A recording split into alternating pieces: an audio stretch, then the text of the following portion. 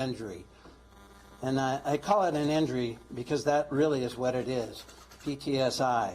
An injury curable. I want to make sure everybody knows that PTSI is curable. It's like a broken leg, a broken arm, and these members with the right work and professional help can move forward and go back and continue to be a great firefighter as they were. I experienced PTSI after Columbine High School. I was an commander at that scene, and it was the straw that broke my back.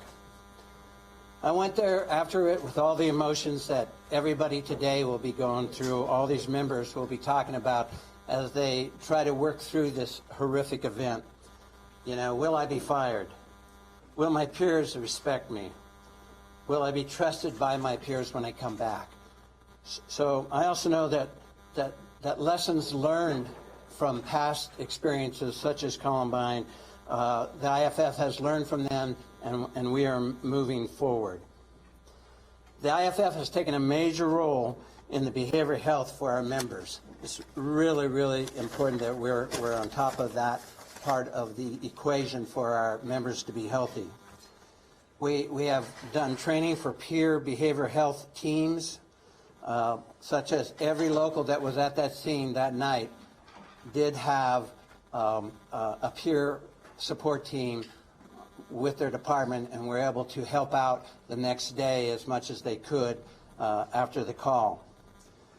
The IFF also has a track record of helping our members, such as the Pulse nightclub, where we had 75 members respond. All 75 members were touched by a peer support team after that incident.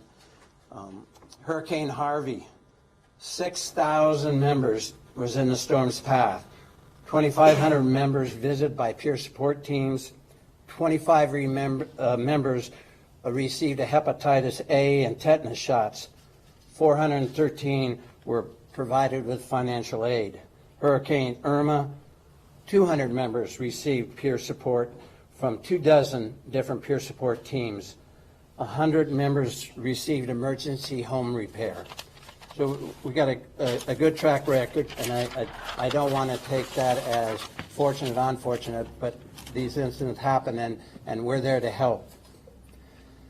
The IFF also saw the need to help our members suffering from behavioral health issues.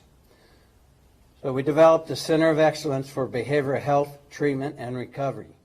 So one-of-a-kind, state-of-the-art treatment center.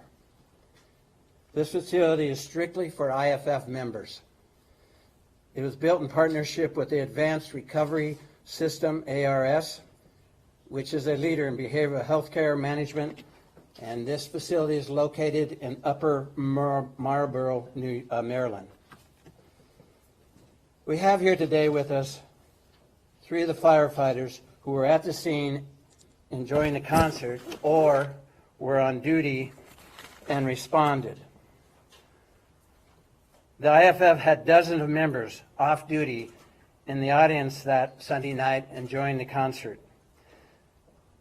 After all hell broke loose, 12 of those members were shot as they went to work helping other members in the audience. 2 of these members were shot while performing CPR. And people that didn't even know they were there working on, and they were shot by the gunman. This is a true feat of heroism on their part. So we now will hear from their stories, and you will really appreciate what they have to say and what they went through that. Thank you.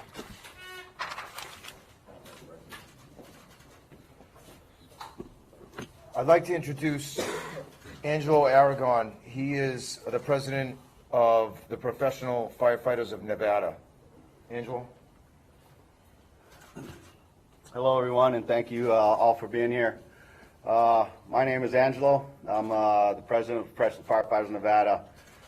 And to speak to that, we had approximately 150 of our members respond to the call that night. near the Mandalay Bay, the shooting incident near the Mandalay Bay. Out of those 150 professional firefighters that responded, they came from approximately 20 fire stations throughout Southern Nevada, responding to that call. And for that, we thank them for doing what they've done. As Ray mentioned briefly, along with those 150 on-duty firefighters, we had dozens of off-duty firefighters that were simply concert goers, people that had chosen to go to a concert with their loved ones, their spouses, their family members, loved ones that they enjoyed time with at the concert. When the shooting began, those professional firefighters did what professional firefighters do. They began evacuating civilians. They began treating those people that were injured and shot. Some of them, their own family members. They evacuated those people, their loved ones, and then they returned to the scene to continue providing service to those people, to those civilians that needed the most help, those people requiring EMS assistance for obvious reasons. There are probably hundreds, if not thousands, of those stories that are yet to be told. What we've done today is we have brought at least 3 of those stories here. For those off-duty firefighters, the people I'm going to introduce in a minute are off-duty firefighters, paid professional firefighters that just happen to be there. And the stories they're going to tell are, in my opinion, heroic and moving. And with that, I'd like to introduce Ben Cole. Ben Cole is a firefighter paramedic for the city of Las Vegas, and I'll let Ben tell his story. Ben? Morning. Just get right into it. We were, I was with a friend participating in the events and the festivities along with thousands of people. The first few pops that we heard, we thought were celebration fireworks. We actually looked in the direction of the Mandalay Bay.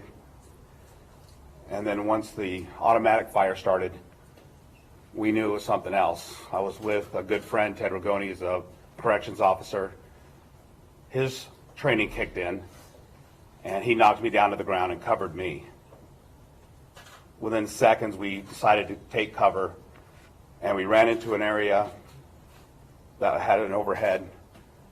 And at that time, I realized that my daughter was still there, and that she was working the event at Community Ambulance, which was covering the event for their medical purposes.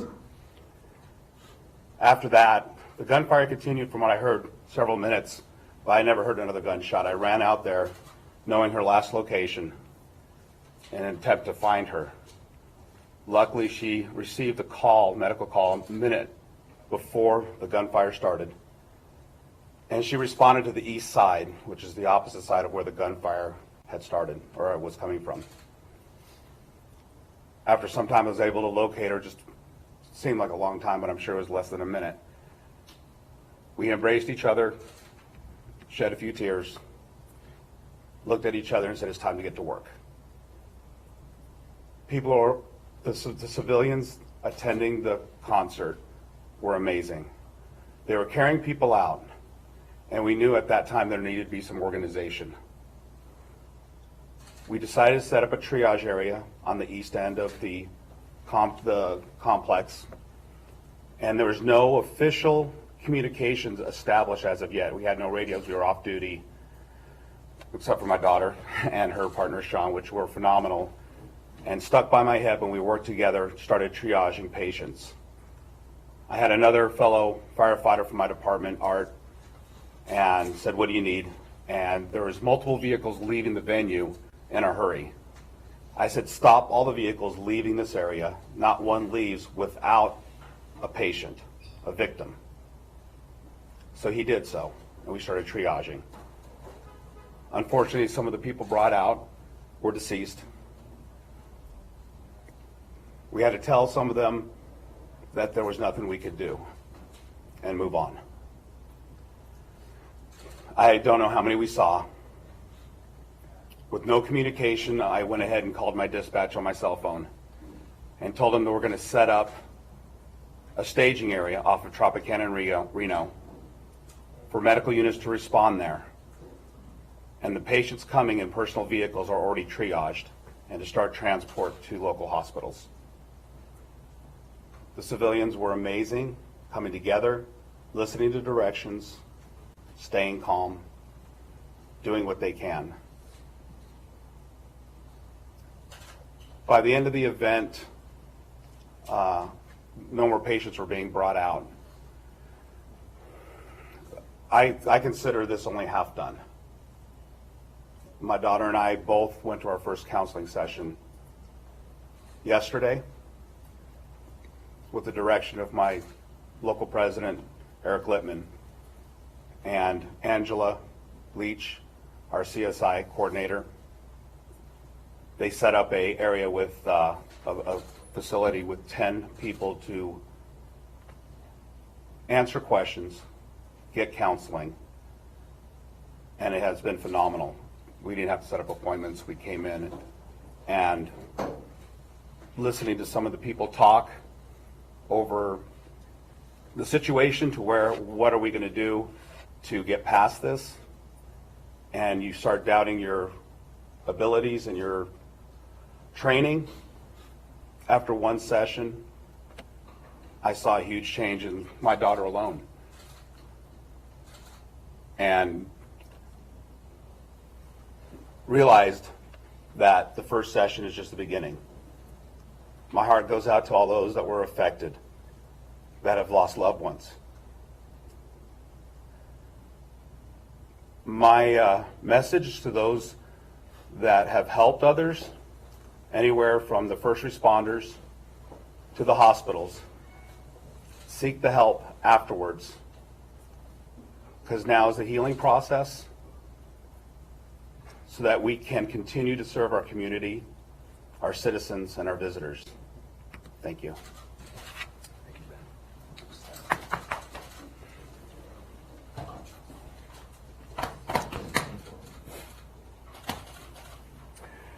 The next person I'd like to call up is another firefighter who was off duty.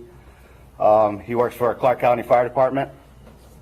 Also, again, he was there with his family at the concert, and I'll let him tell his story. This gentleman's name is Jesse Gomez with Clark County Fire Department.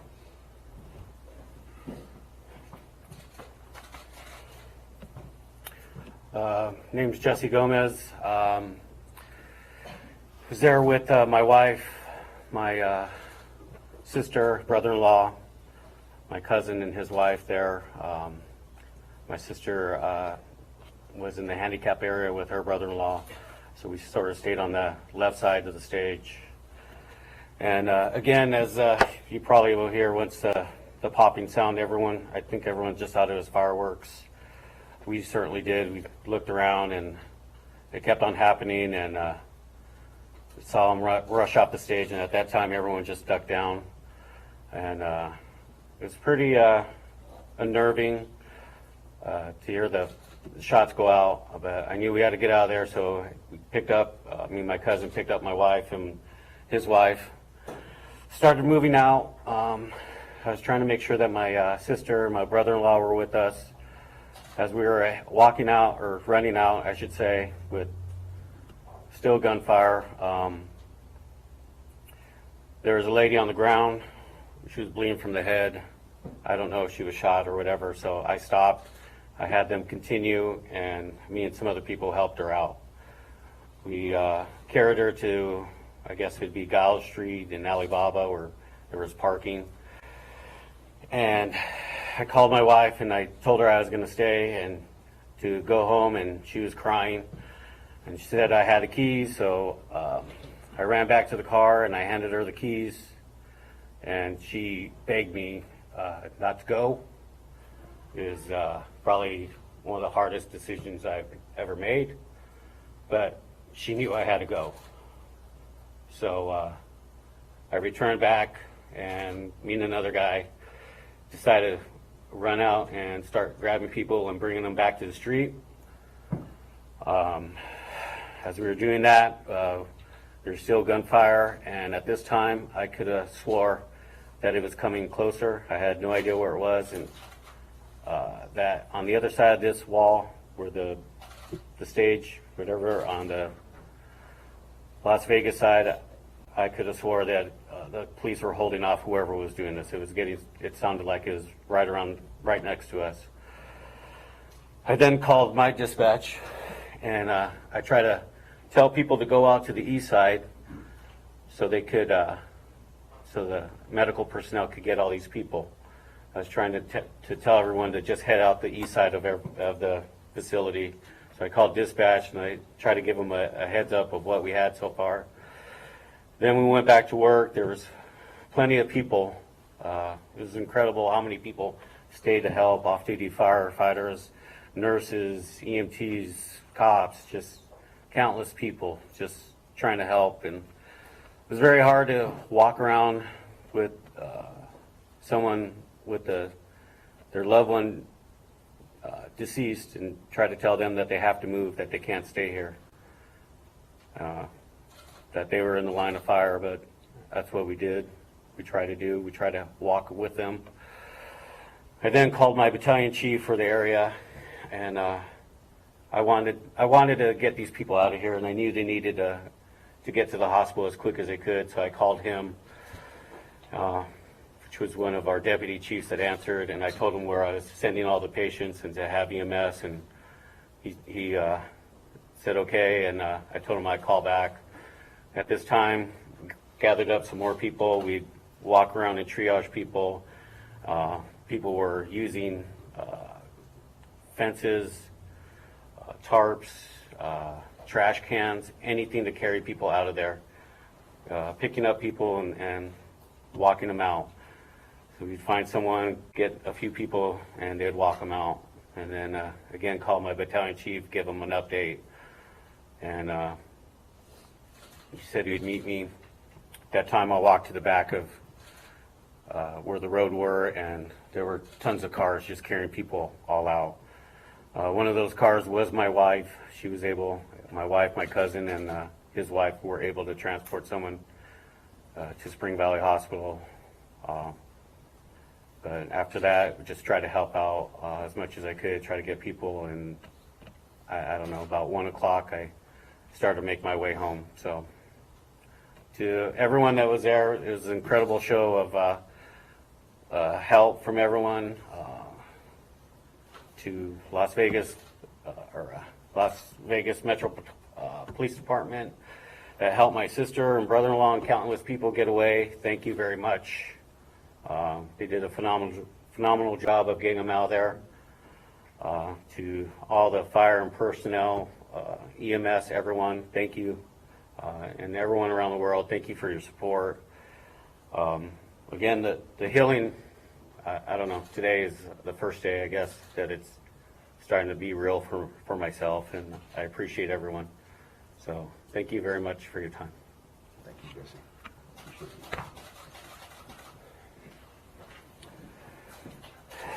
Jesse. Along with those stories, we have another person we'd like to have tell their story. He's a firefighter out of Henderson Fire Department, who is also off duty with a family member who sustained a fairly critical injury. And I'll let him tell his story. This is Anthony Bononi from Henderson Fire.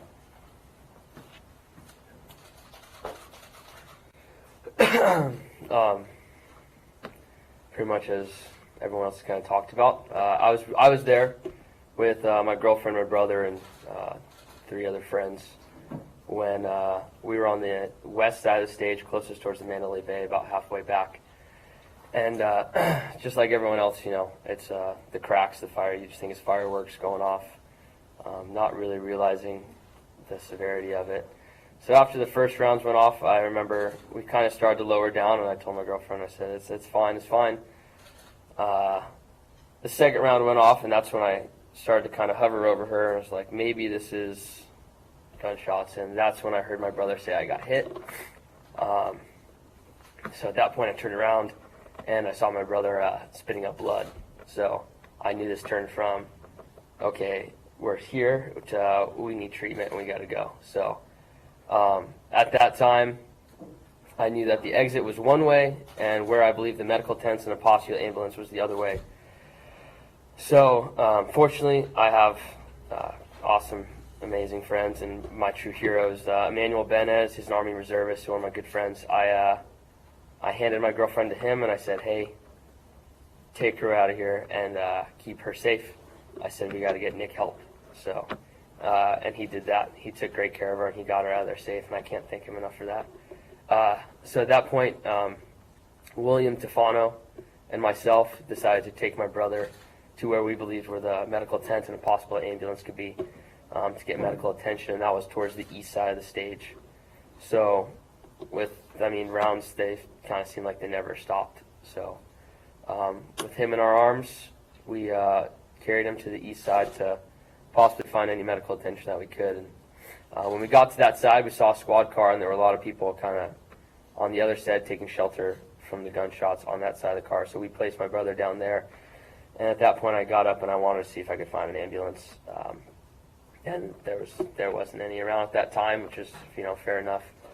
So we realized that I wanted just to keep going. And at that point, I started to realize the severity of the incident, how many people are actually injured, and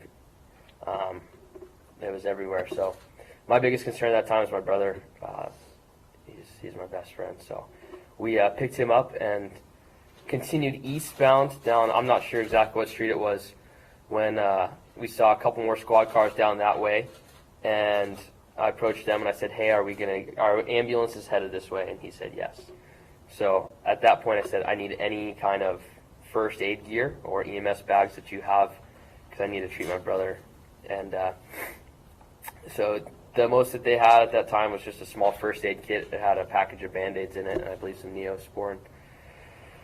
So we placed my brother on the curb. I opened his shirt up, and he had a bullet hole wound right here, probably in between about the second intercostal space in the midclavicular area.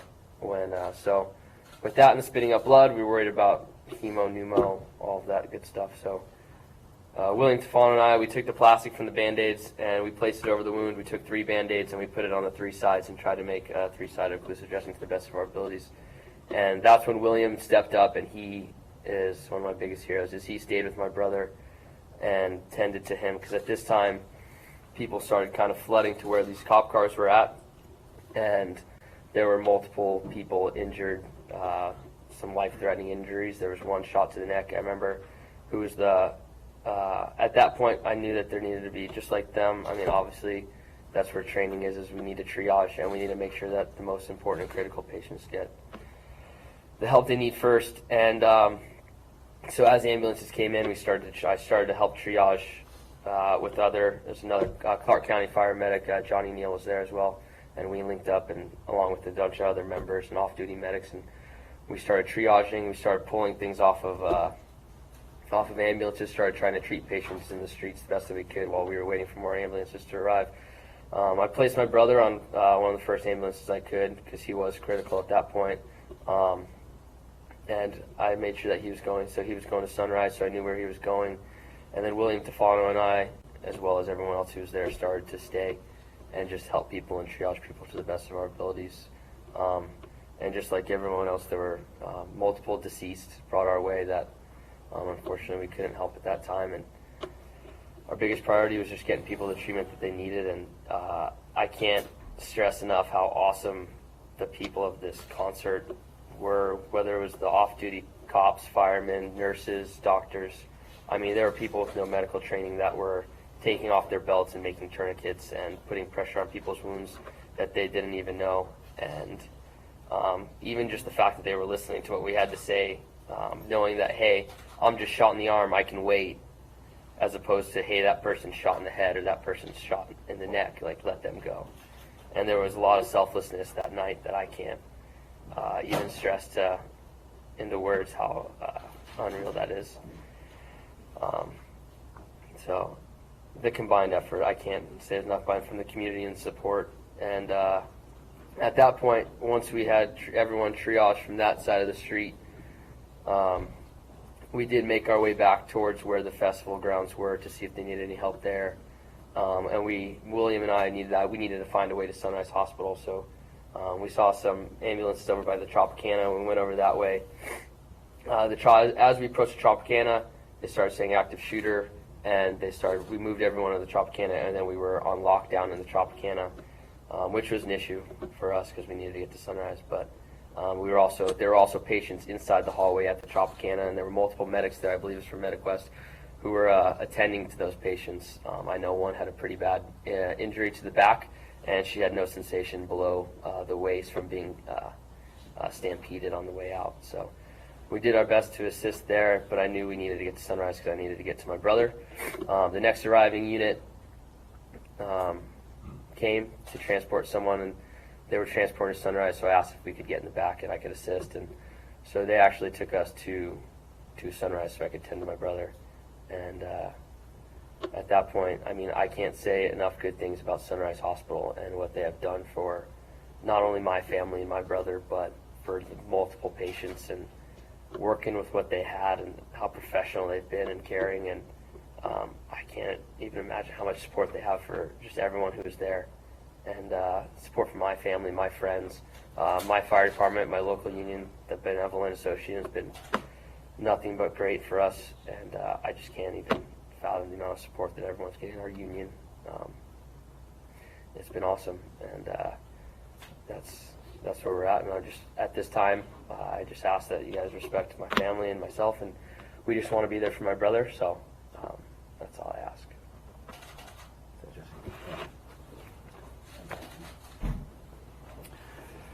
So those are three very quick stories of some of the incidents that happened that night. It's unfortunate that as our profession dictates, we kind of sometimes meet the people at their worst time in their life, their darkest hour, so to speak. That night certainly was one of those times. Unfortunately, it involved 22,000 people. I believe in a weird sort of way, I am grateful that these off-duty firefighters stepped up and did what I knew they would do, but I've seen them do a million times on duty. For them to do it off duty was no surprise to me. I don't think it's a surprise to anyone that's ever had service rendered from a professional firefighter in the state of Nevada or anywhere in the country. We've mentioned it before. I want to thank everyone for their thoughts, for their prayers, for the phone calls that we've been getting, the offers of support. As Eric mentioned, keep it coming because we definitely feel it. I can tell you right now, we definitely need it. As Ray mentioned, we're going to be concentrating now in the aftermath of this horrific event on the peer counseling side for our members. I encourage those people in the public, those that were affected by this event, to please seek assistance in the counseling with counselors. It makes a difference. We're all going to need it. I ask that you all, go home and hug your family members. It's important. With that, turn over to Liz. At this time, we'll entertain questions. If you have questions, I'd like all of you to join, to come up, so make it easier for our friends in the media to see you if you can respond. Questions, yes? Anthony, how's your brother doing? I just came from there. Sorry. He's right now he's in stable condition. The bullet did not penetrate the lung. He does have a bad contusion to that left lung, and he's been intubated and sedated for the past 24 hours, 48 hours. Right now they're working on lung exercises to see if they can take him off the ventilator. Right before I left, we started that process, and he was able to breathe on his own. So the hopes is that he is extubated either tonight or tomorrow morning, and we just kind of keep him at bay for make sure there's no infections or anything along those lines. So it's going to be a long recovery process, but my brother is the toughest guy I know, and I think the amount of support from the community, the hockey community, the firefighters, it just represents and reflects the kind of guy he is, and he's one of the best guys I know. And I think if you ask anyone on the streets who knows him, they're pulling for him, and he's going to be all right. Okay. Can you just get some details like his name and both of your ages? His name is Nicholas Raboni. R-O-B-O-N-E. R-O-B-O-N-E. He's 28. And you are? 25. Nicholas, no H? With an H. N-I-C-H-O-L-A-S.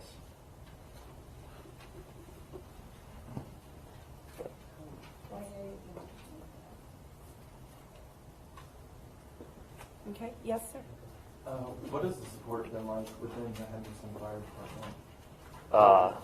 Other Valley Fire Departments? They're incredible. I can't stress enough how much support they have. They have someone there in the waiting room with my family for the past day and a half, bringing us coffees and bagels, and it's a brotherhood, and there's no doubt about it. And it's times like this that I think really prove that. One of the members, my old partner Josh, he has set up a GoFundMe account for my family and for my brother's situation, and the amount of support that we've had, even just in that, I mean, it's something that I never hoped I would have to deal with, but it's very comforting in the amount of support we have from everybody, from the local to the international level.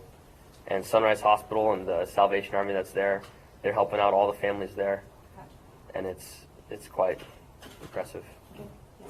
For the three gentlemen that were in attendance, first of all, thanks for speaking with us.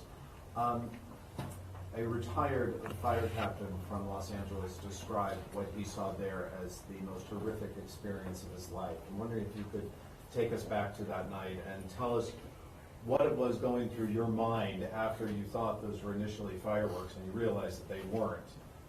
What it is that you saw and what it is that you experienced.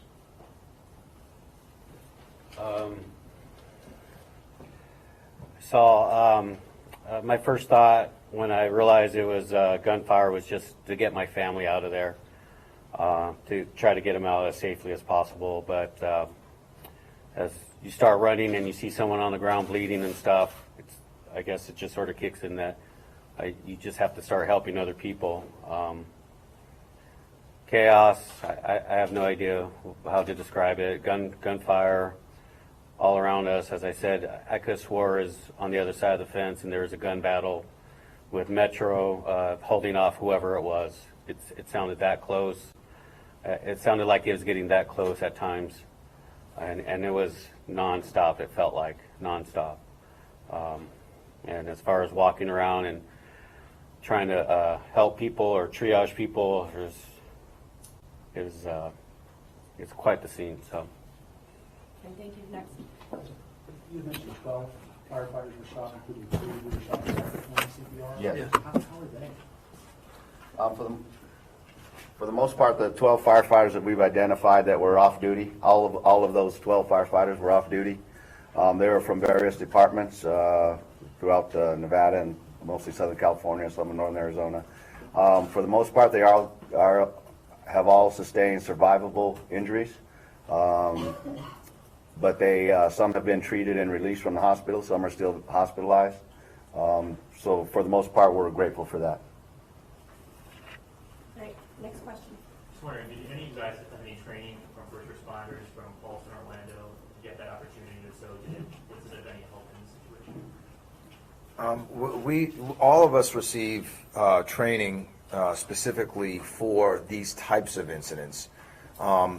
Obviously, in light of that, this is a new reality now for all of us as first responders, including Metro Police Department, and especially the one item that nobody has really spoke of, which I believe that we're leaders in, is in the force protection, which they set up multiple teams during this event with members of Clark County Fire, City of Las Vegas Fire and Rescue, Henderson, anybody that was responding, they set up these Force Pro teams to start clearing areas.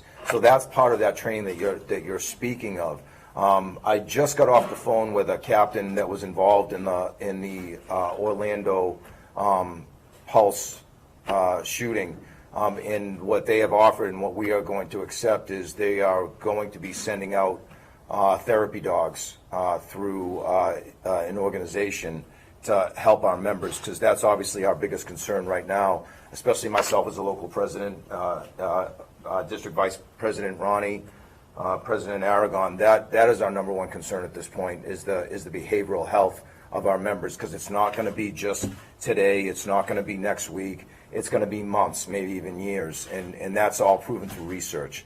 So but yes, we all receive, and I believe that we've received excellent training, especially in force protection, which I believe also assisted us in being able to treat patients. Yeah, with City of Orlando's Fire Department office. Yes, yeah, he's a retired captain that reached out to me as once again, from our International Association of Firefighters. It is a sisterhood and brotherhood. They've all reached out to us from all parts of the country offering multiple services, and we're not really refusing anything, because the more help we can get, the better off our members will be, because that's what our concern is.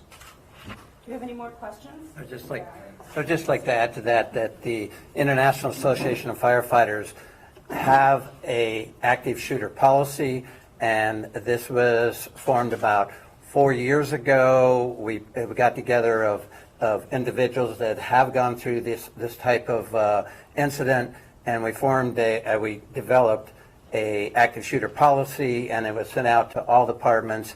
And if you're going to set up a active shooter program, then you needed to, or we requested that you follow these active shooter policies that we set up, and so there's numerous parts to that. And then, so yeah, many fire departments have in fact used that as a base to set up their active shooter policy, what's going to happen if they have a scene like this. Question from AP? Yeah, I was hoping that somebody could kind of give us an idea. I know it's a little gruesome, but just sort of an idea of the range of injuries that you saw. Like, were there a lot of people who've been trampled? Were most of the shooting victims, were they head injuries? It was everything from bullet grazes to sprained ankles to shots in the ankle to lung punctures, abdomen shots. You've got to figure that at the area of the stage, from the vantage point that he had, all you see is a sea of upper body. So it was mostly from here up. I wouldn't even say that low. It was wall-to-wall people, as an outside venue would be.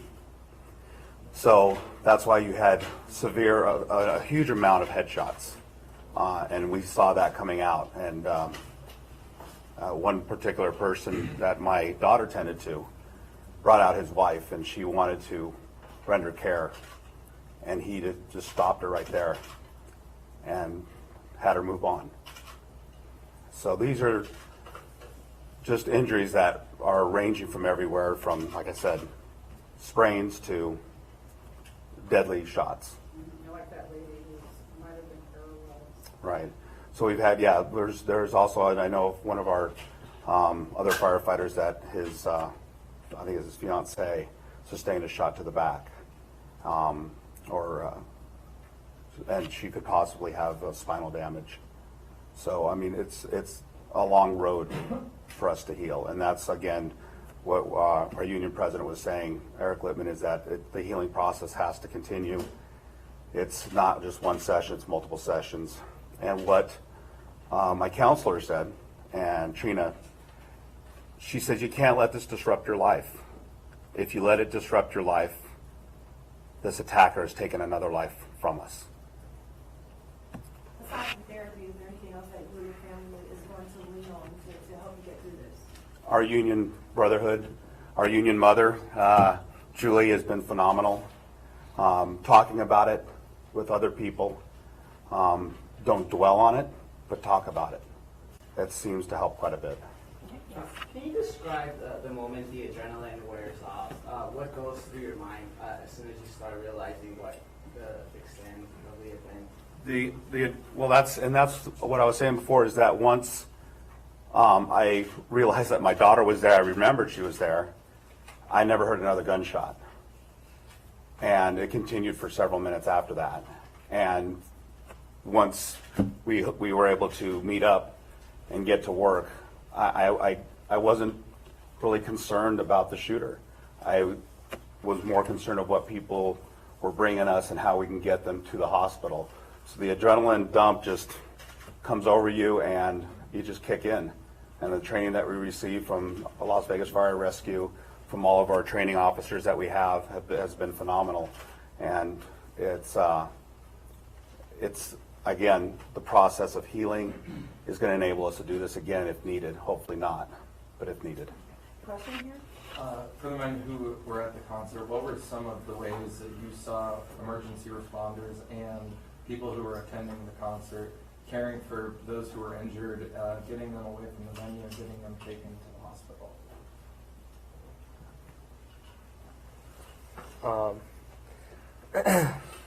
From everything from making makeshift gurneys out of tables or chairs, pieces of railing. People were getting carried out on anything that they could, and it was all bystanders doing this, pulling people out. There were multiple pickup trucks and rather regular trucks who were loaded, chock packed full of people with them in the back, and they were driving by. So they say, "Hey, where should I go?" And you kind of try and give them a hospital, and they would just taking busloads of people in their own personal vehicles. And first responders were there. They were very organized for what we could do, taking as many people as they can, taking the appropriate amount with appropriate care. And I think in a fairly timely manner, we were able to get as many people out of the area that I was in a good amount of time. That answers your question. Excellent. Yes. I think all three of you touched on this idea that probably something you don't normally see on a call, where you have to tell somebody who's standing by a deceased friend or relative that they've got to get out of there, or that somebody brings in someone who's clearly not going to make it, and you have to tell them that and then move on. Typically, that's not something that you see on most calls. Is that the most difficult part for dealing with this in the aftermath, knowing that you had to make those difficult decisions? I can personally say, that is definitely one of the most difficult things that you can do. As you can tell, we've all had very similar training because we all said the same thing. One of the first things we did was triage, right? And that's one of the first things we do in an MCI. And unfortunately, along with that MCI and that triage is, if they're below a certain amount of respirations or heartbeat, or if they're showing no signs of life, they are what you call, you would give them a black tag, meaning they're dead, DOA. So, and to give the best chance of life for the remaining immediate patients, it's just one of those decisions that we have to make. And when there are bystanders on scene, for instance, there were a few where we were on my side, and I'm sure everyone had their own, where you have to just let them know that unfortunately we have to take the next immediate patient. And it's something that's difficult, and I think that goes along with everyone with the emotions and seeking help and the behavioral center of that. And so, I don't know what to say. Oh, wait, back in the background. I was saying, with that, and you mentioned from what you saw from the people that were actually concert goers, did a lot of people sort of do that themselves? Did people say, like, hey, I have this injury, or, you need to help this person first? Was there a lot of people kind of doing that on their own? Yeah, and like I said, there was a lot of selflessness there. There were multiple people who, as I was triaging, they said, hey, I'm shot right here, I'm fine. They said, good, take them over there. There were multiple people who said, I'm just shot in the foot, I'm good, I'm going to be okay. Take her, she's shot in the stomach, or take him, he's shot in the neck, So much selflessness selflessness amongst those concert goers and bystanders. That Long day at the festival, a lot of people been there for hours, someone drinking, whatnot. Was there any sort of complications from, people having imbibed and whatnot?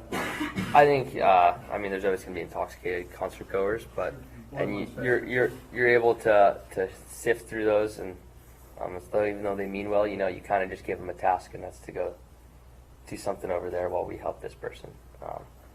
As for the bleeding, yeah, but it's still gonna bleed, I don't think. Yes. I got a couple of questions. I wanted to get the spelling. Is it Ben Holt? Benjamin, yes. Yeah, how do you? I wanted to get the spelling of your last name. Benjamin, last name Kole. Kole. H. Kole. H. Oh, H. 50. Sorry, can we get the spelling of your name? JESSE GOMEZ 45. How long have you been firefighters? 15 years. 14. Great. You all ready to go back to work? 23 years, that's the amazing thing, and with the support of the IFF coming in, they're coming in today to augment our peer support, is that, can we say for all of these members that they're ready to go back to work today? I can't honestly say that, but what we can promise is that they will be ready to go back in a timely fashion.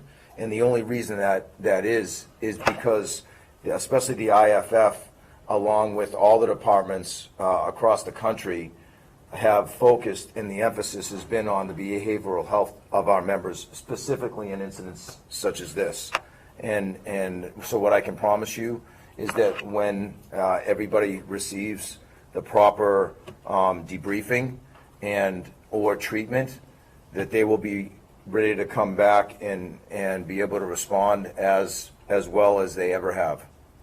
Do they want to go back to work? Absolutely. I've been in touch with the members that myself and my first Vice President, Todd Inglesby, we have been personally calling all of them, and I would say that a majority of them are ready to come back to work. But we also have to, it's our responsibility as the leadership of Local 1285, as well as the leadership of Clark County, Henderson, and North Las Vegas, to ensure that they are ready to go back to work. That's our responsibility as the leaders of our locals. You guys have received, training on what to do in a situation like this, but in a case like this where you didn't see where the shooter was and there's rapid gunfire, what are you trained to do? How are you trained to respond when you don't know where the gunfire is coming from? I'll be completely honest with you, and when I say as much training as all of us have received, I don't believe that you can train specifically for an incident such as this. There's too many variables.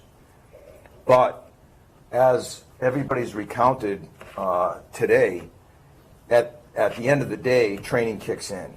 And more so, not only their training kicked in, but their own self-preservation by nature goes out the window, because they weren't concerned, as they've spoken of multiple times, they weren't concerned about, Anthony, he sent his brother to an ambulance and stayed. Who does that? I can tell you who does that is professional firefighters. That's who does it, because they need to take care of the greatest amount of people to save the greatest amount of people, and that's, you can't get any more selfless than that. I don't know any other way to describe that. And I also know Nick very well. I know Anthony very well. We're part of the hockey community, and let me say this, that Derek England from the Golden Knights, in which he doesn't like getting any claims to fame, was here the next day with his wife Melissa, dropping off all kinds of food and donations to us, because the hockey community in Las Vegas, believe it or not, is almost as tight as the fire service. And I was there that night with Anthony at 3 in the morning. I was on duty, so I made sure as soon as I heard, and so I went and saw his family, because that's what we do for each other. Okay, we're going to open this up right now to one-on-ones. You have the opportunity to talk to any of the individuals independently from your affiliate. So thank you all so much for coming today. Thank you. Thank you so much. Do you have a list? Hey.